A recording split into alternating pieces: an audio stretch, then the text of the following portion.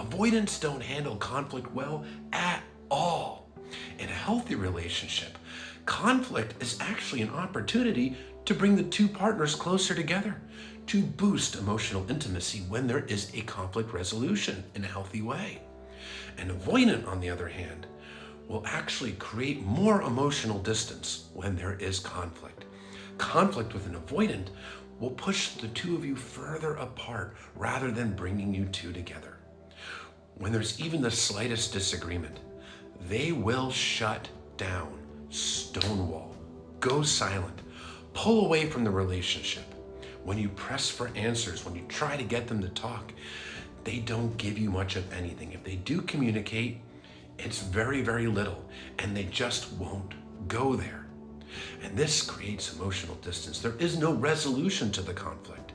They won't talk about it. They won't discuss it. They won't find a middle ground. They won't find a compromise. And they certainly aren't showing any empathy or understanding for your feelings, your needs, why you're upset to begin with, or your point of view.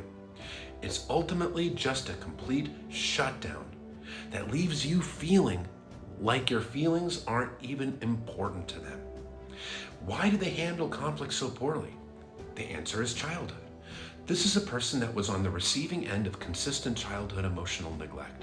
They were not given that love and nurturing in the way that they needed. But in addition to that, whenever they expressed their feelings, whenever they expressed their needs, it was shot down, dismissed, rejected.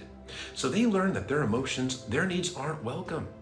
If they were sad as a child, they were told to go be sad in their room. The message was sent loud and clear. Your emotions are not welcome. So they carry this forward if they haven't done any work on themselves. Whenever there's disagreements, even small ones, whenever there is any kind of emotional charge, they just shut down and withdraw because they deeply fear expressing themselves. They associate it with rejection and actually, yes, abandonment. So they don't engage in conflict resolution. And conflict resolution is a key part to emotional intimacy. Yes, even in the best relationship, partners are going to get upset with each other. You're going to step over a small boundary. You're going to hurt each other's feelings. But it's an opportunity to bring the two of you closer together. Because after the conflict, or even during, if you can talk about it in a regulated way, discuss what went wrong. Discuss where you're coming from. Self-reflect. Ask yourself, how could I show up better? Ask your partner that. And come up with a game plan to, one, meet each other's needs. Understand the other person's point of view. Show each other that care and empathy. And take ownership of how you showed up. Take ownership of it and recognize how you can show up better. The two of you together discussing how to handle it better the next time around. That brings closeness because you're showing each other that you care about each other. You care about each other's feelings. You have empathy and you want to find a way to continually grow together and show up better together. And that brings so much closeness. It boosts the relationship in an enormous way. No, conflict isn't fun, but it is an opportunity to bring the two of you closer together than ever before when you find a healthy resolution and you show each other, hey, listen, we may have emotions, but you know what? We do care about each other. And at the end of the day, we find a way to take this negative event and bring the two of us closer together. But with an avoidant, you don't get that. The conflict always goes unresolved. It's just sweep it under the rug eventually and pretend like it didn't happen. Or they just pull away and disappear altogether. But there's never any resolution to it. And that leaves you feeling confused, wondering, do they even care about showing up for you? Are you even cared about?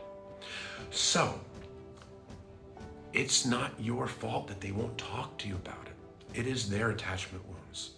So don't blame yourself. But pushing and pushing and pushing, it's not going to get anywhere. They're just going to shut down more and more and more. And that's why it's important to hold boundaries. Boundaries being your limits of what you want, what you don't want, what you need, don't need, what you'll tolerate, what you won't tolerate, and what your expectations are. You don't have to just accept and tolerate the stonewalling and the silence. You can actually assert your limits and say, hey, conflict resolution, discussing disagreements, finding a way to compromise and meet each other's needs and understand each other. That's something that's really important to me in a relationship. And if that's not something you're willing to do, then this relationship might not work for me. And yeah, they might leave. You might lose the relationship.